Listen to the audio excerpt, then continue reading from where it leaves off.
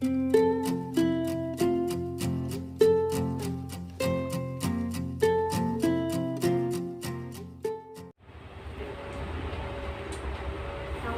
warahmatullahi wabarakatuh. Waalaikumsalam warahmatullahi wabarakatuh. Ih, belum semangat nih.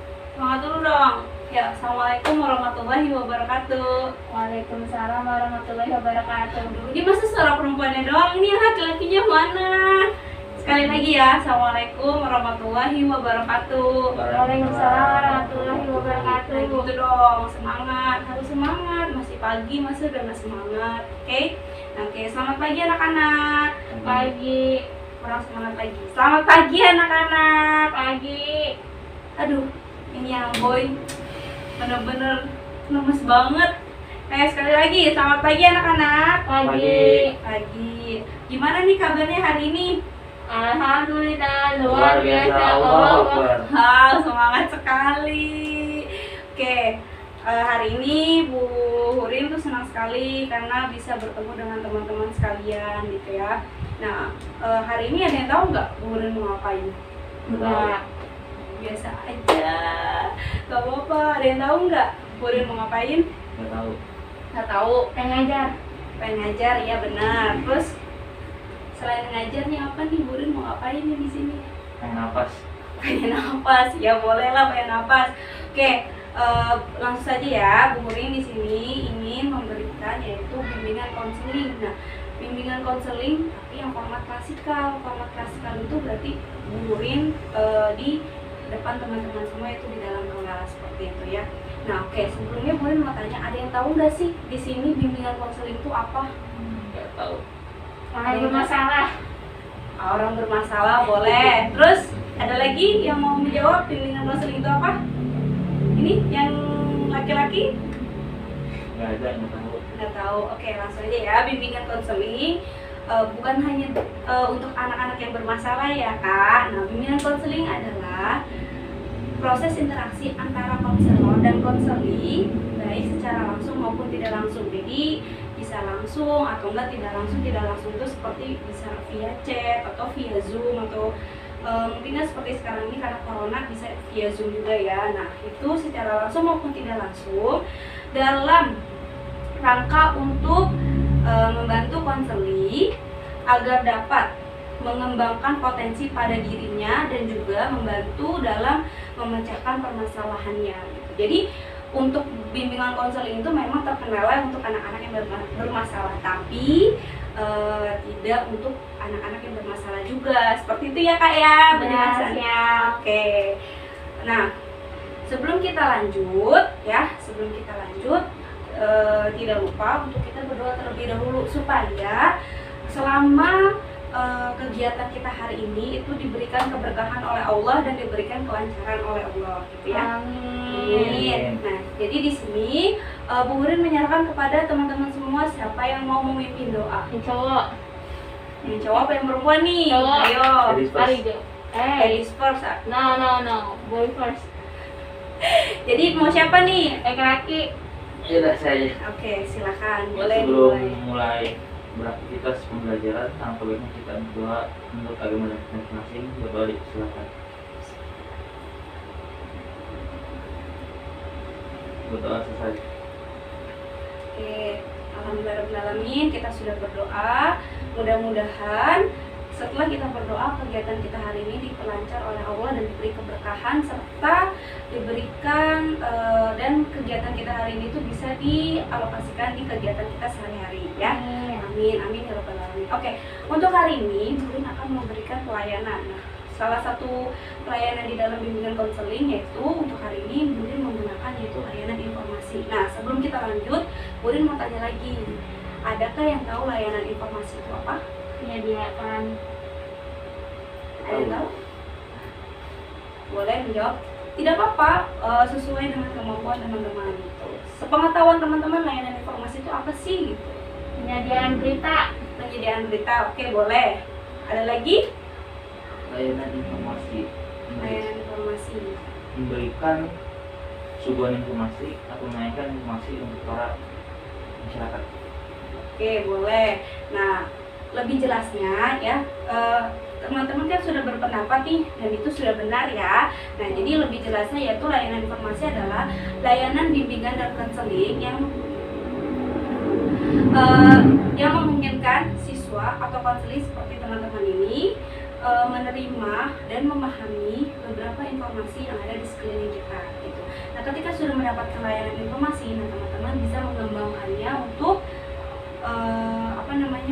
mengembangkannya untuk teman-teman pakai, seperti misalkan pengembangan dalam kehidupan dan bisa pengambilan keputusan oleh teman-teman sendiri, seperti itu ya ketika sudah dilakukannya layanan informasi. Oke. Nah, untuk hari ini Bu Hurin akan memberikan layanan informasi dengan judul yaitu bakat dan minat. Nah, pastikan teman-teman semua di sini memiliki bakat dan minat tersendiri ya, dan itu yang sudah ada di diri teman-teman. Tapi apa sih bedanya bakat dan minat?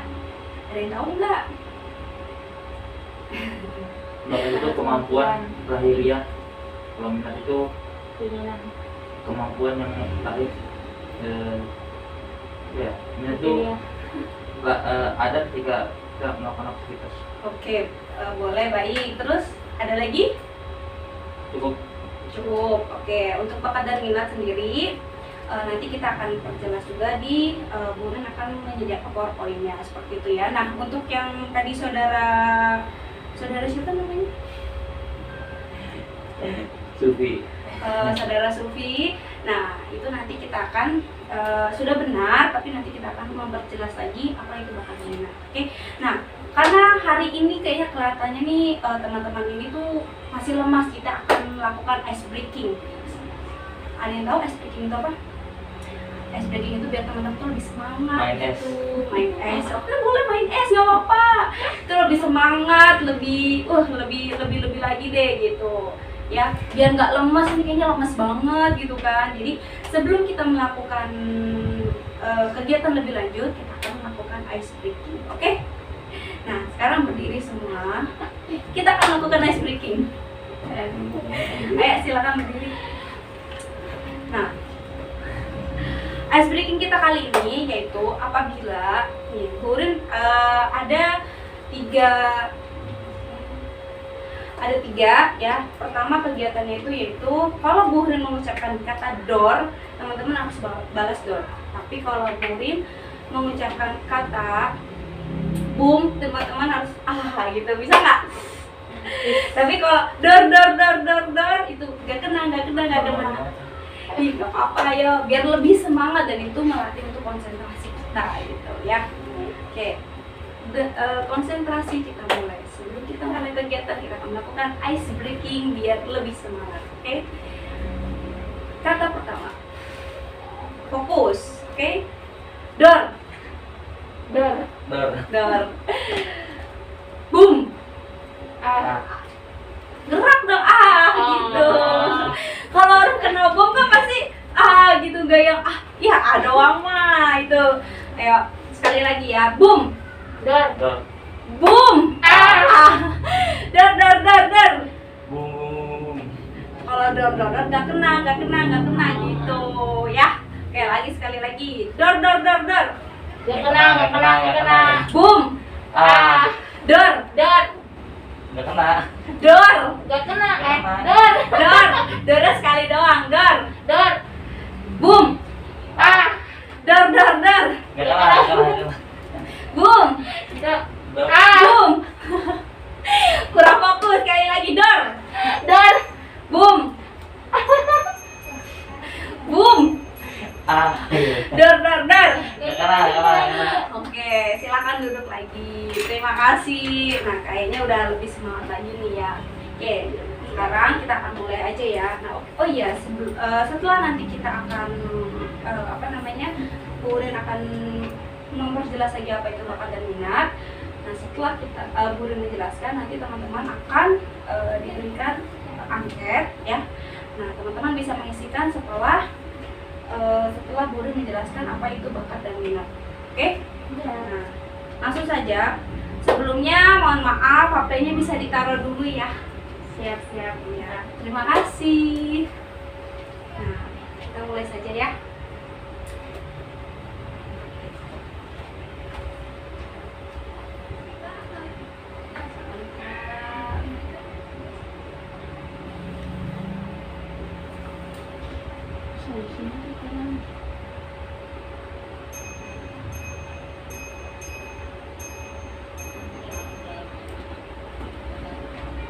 Kelihatan nggak?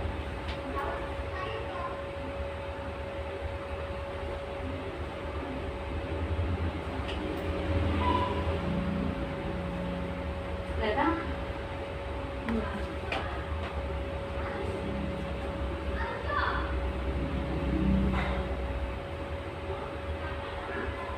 Kelihatan nggak?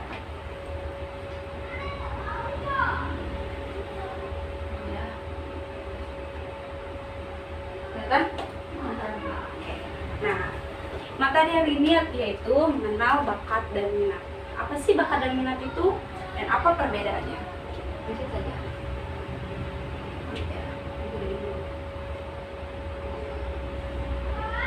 Nah, pengertian bakat menurut para ahli.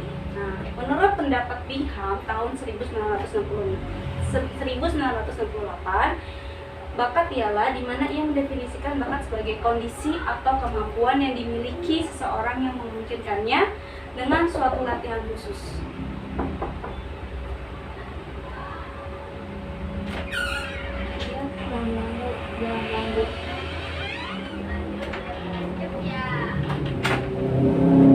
Oke, lanjut ya. Suatu latihan khusus dapat memperoleh suatu kecakapan, pengetahuan, dan keterampilan khusus. Misal kemampuan berbahasa, kemampuan bermain musik, atau menciptakan musik. Itu dari pendapat Bingham tentang bakat. Lalu yang kedua adalah pendapat dari Connie, Semiawan, dan kawan-kawan pada tahun 1984. Yaitu bakat sebagai aptitude biasanya diartikan sebagai kemampuan bawaan yang merupakan potensi atau potensial ability yang masih perlu dikembangkan atau dilatih. Jadi bakat itu sudah ada dari lahir. Tapi kalau misalkan kita tidak dikembangkan, maka tidak akan muncul bakat kita seperti itu ya. Nah, lanjut selanjutnya jenis-jenis bakat. Apa aja nih ya jenis-jenis bakat? Nah, di sini ada bakat umum dan bakat khusus. Nah, bakat umum itu merupakan kemampuan yang berupa potensi dasar bersifat umum. Artinya setiap orang memiliki gitu. Jadi setiap orang memiliki, mungkin ada yang kayak bisa menulis ya. Menurut saya setiap orang juga bisa menulis seperti itu. Menulisnya itu kayak menulis atau menggambar atau cerpen seperti itu. Tapi tidak semua orang memiliki gitu. Tapi kalau bakat umum ini setiap orang memiliki gitu. Nah, lalu bakat khusus. Bakat khusus merupakan kemampuan yang berupa potensi khusus. Nah, artinya tidak semua orang memiliki, misalnya bakat seni, pemimpin, penceramah, atau olahraga gitu. Jadi setiap ini khusus ini tidak semua orang memiliki. Misalkan kita punya bakat seni seperti melukis atau mengukir, nah itu bisa disebut bakat khusus itu. Nah, selanjutnya, selain itu ada bakat khusus lainnya nih, ada bakat verbal. Nah, bakat verbal itu bakat tentang konsep-konsep yang diungkapkan dalam bentuk kata-kata.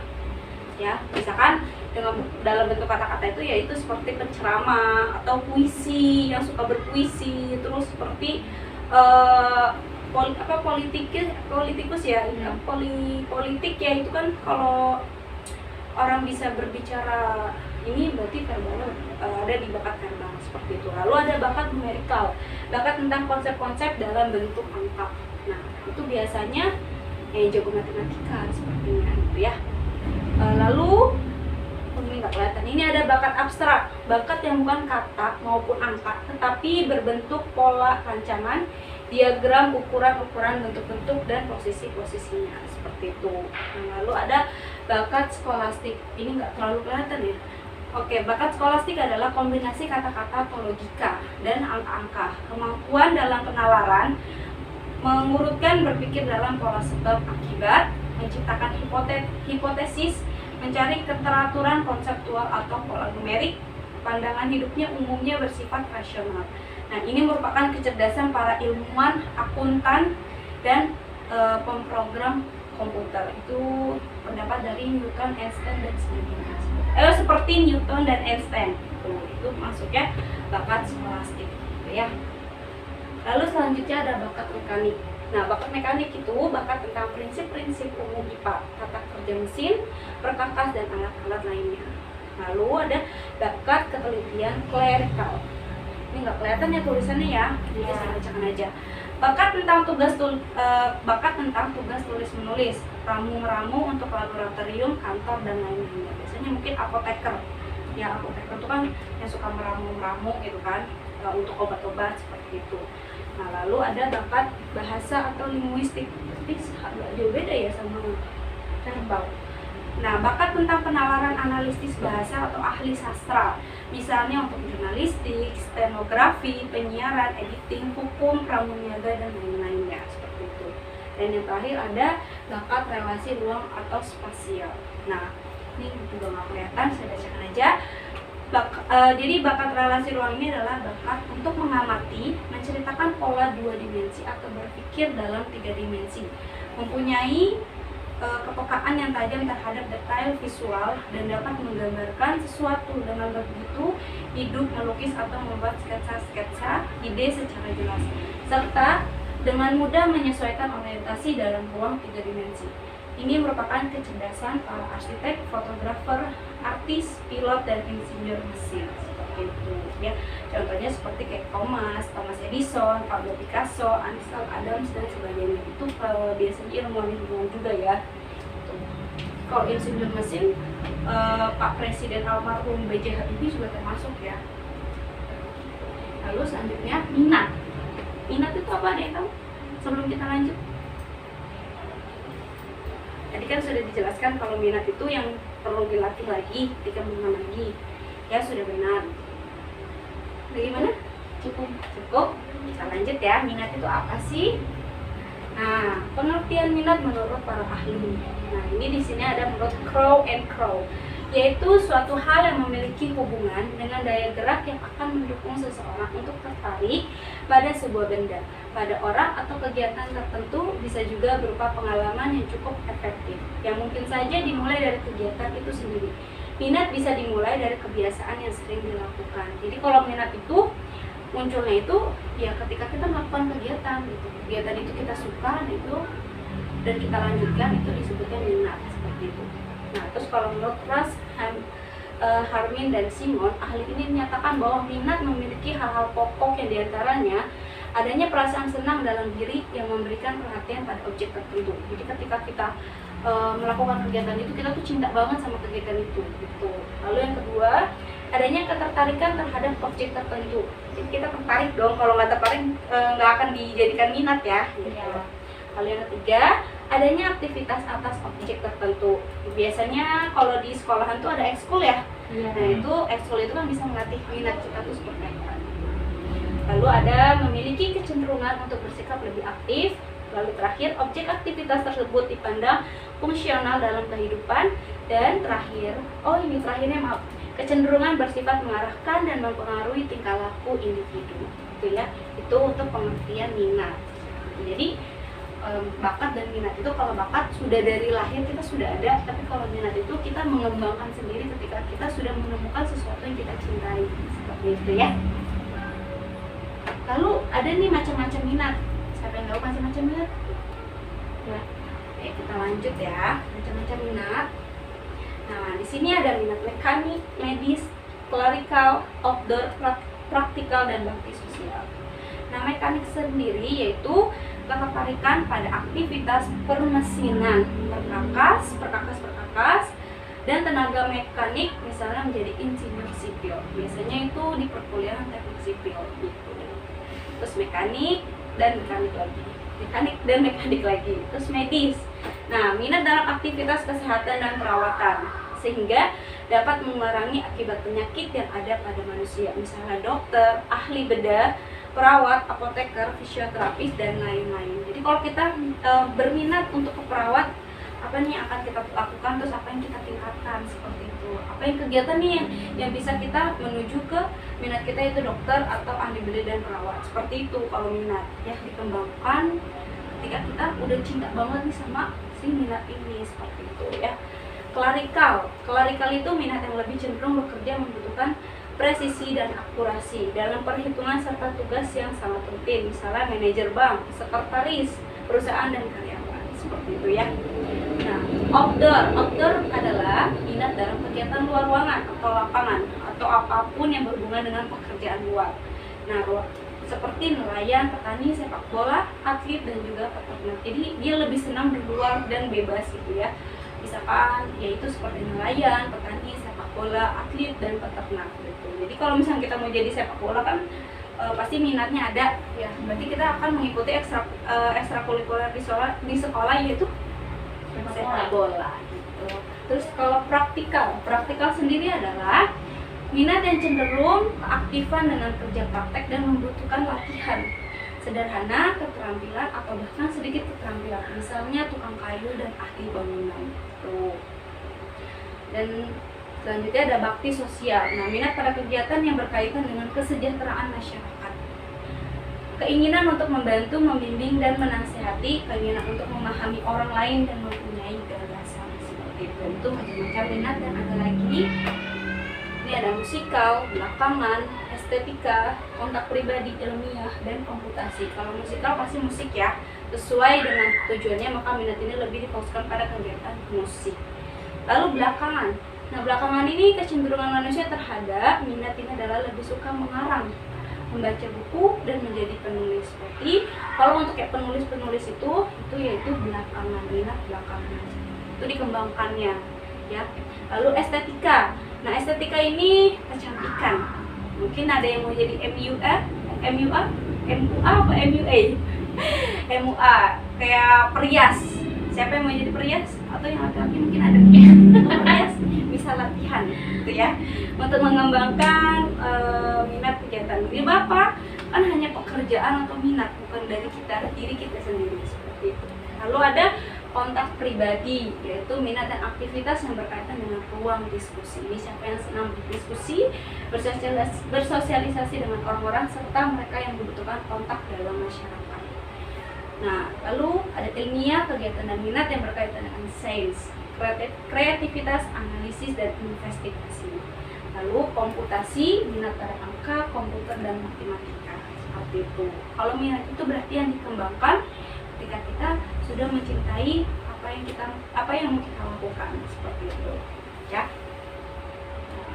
Lalu di sini ada cara mengembangkan bakat di bagaimana. Nah, di sini adanya dukungan dari lingkungan seperti SDM, fasilitas, biaya, dan lain-lain. Kalau sudah ada dukungan dari lingkungan, itu kita bisa mengembangkan bakat kita seperti itu ya. Lalu kedua, melatih atau mengolah bakat. Ketiga, memahami hambatan dan mencari solusi.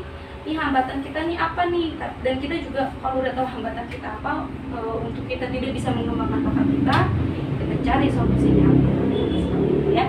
Lalu selanjutnya yang terakhir adanya keberanian untuk berkembang. Kalau kita tidak berani untuk mengembangkan bakat kita tidak akan maju seperti itu ya. Ini kita harus berani mengembangkan bakat kita seperti itu. Selanjutnya yaitu manfaat mengenal bakat kita sendiri, yaitu untuk mengetahui potensi diri, untuk menentukan karir, untuk mengembangkan profesi, dan yang terakhir untuk merencanakan aktivitas. Itu manfaat kita mengenal bakat. Oke? Ya. Oke, untuk materi bakat dan minat itu saja. Syukron, terima kasih untuk teman-teman semua ya. Oke, tadi sudah diinformasikan di awal setelah Bu Hurin menjelaskan tentang apa itu bakat dan minat, teman-teman bisa mengisikan angket yang akan Bu Hurin berikan kepada teman-teman. Siap. Oke. Ini ada angket. Teman-teman bisa mengisikan. Oke. Nah.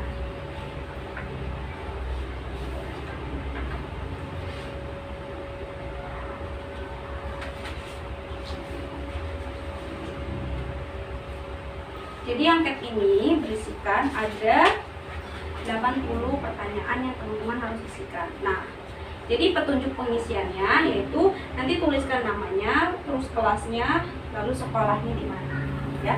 Nah, petunjuknya lingkarilah nomor-nomor yang sesuai dengan keadaan Anda yang sebenarnya.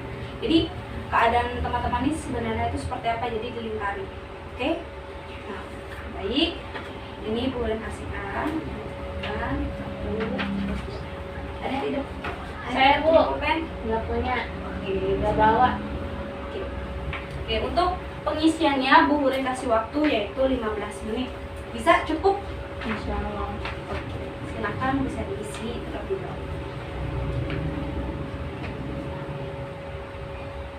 Masnya? Nggak Kakak? ada. Pulpennya ada nggak? Mas mau ada.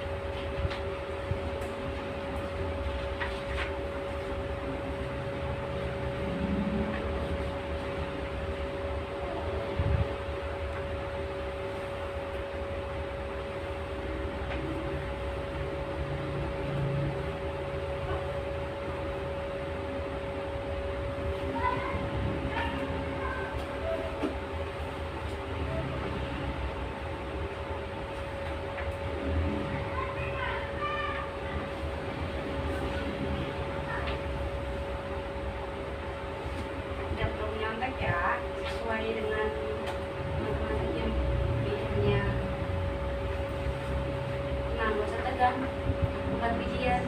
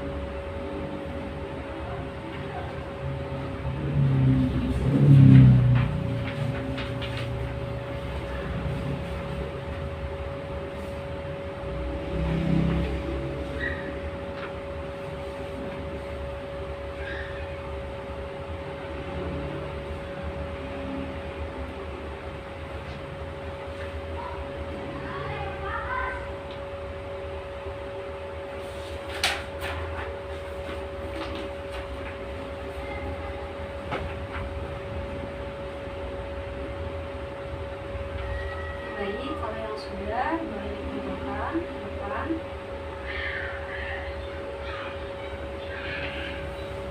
Saya sudah?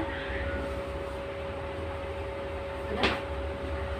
Terima kasih.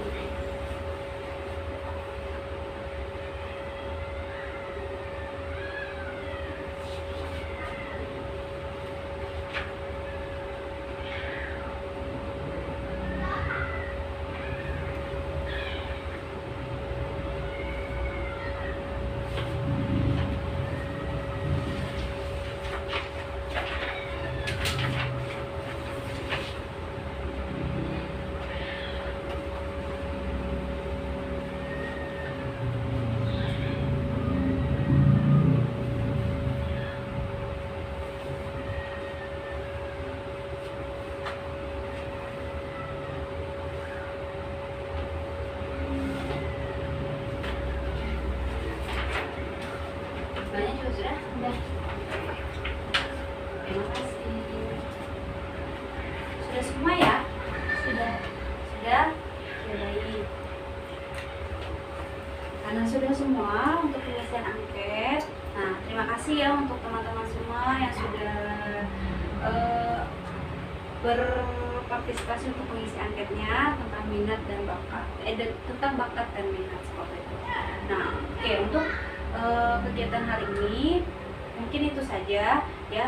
Sebelum kita menutup kegiatan hari ini, kegiatan bimbingan konseling klasikal hari ini, Bu Gurin ingin menjelaskan sedikit tentang bakat dan minat ya. Kata kesimpulan untuk kegiatan hari ini yaitu kalau untuk bakat, nah kalau untuk bakat ini yaitu yang sudah ada terlahir di diri kita sendiri. Sedangkan kalau minat itu adalah yang kita kembangkan ketika kita sudah mencintai sesuatu kegiatan itu, ya suatu kegiatan itu, dan kita akan bersemangat dan mencintai kegiatan yang kita cintai itu, seperti itu ya. Misalkan Masya senang dengan kegiatan sepak bola, nah itu sampai ekstrakurikuler, terus les sepak bola gitu, saking dia tuh mencintai minatnya yaitu bermain sepak bola seperti itu. Nah, dari teman-teman sendiri ada yang mau mendeskripsikan bakat dan minat itu?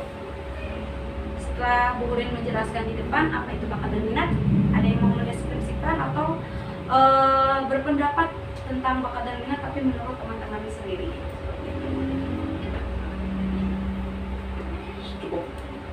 Cukup? Mbaknya? Ada. Aja. Oke, silahkan. Apa? Kalau bakat itu kemampuan yang sudah kita miliki sejak lahir kan. Iya. Terus kalau minat itu emang keinginan ketika kita melakukannya. Jadi ketika kita melakukannya, tiba-tiba ada muncul rasa itu disebut minat. Oke, itu. Jadi sudah paham di sini bakat dan minat itu seperti apa? Yang perbedaannya? Sudah? Paham. Oke. Terima kasih untuk kegiatan hari ini. Teman-teman sudah meluangkan waktunya. Bu Gurin mengucapkan terima kasih yang banyak kepada teman-teman semua. Bila ada kata-kata yang salah, mohon dimaafkan ya. Terus kita akan setelah nanti anketnya sudah dibagikan, teman-teman bisa ingin mengetahui hasil anketnya bisa ke ruangan langsung bertemu dengan Bu Gurin. Seperti itu ya. Oke, terima kasih untuk hari ini. Bila ada kata-kata yang salah mohon dimaafkan. Wabillahi taufiq wal hidayah. Wassalamualaikum warahmatullahi wabarakatuh. Waalaikumsalam warahmatullahi wabarakatuh. Sekian ya. Terima kasih teman-teman. Semoga hari ini bahagia selalu ya. Assalamualaikum. Bismillah.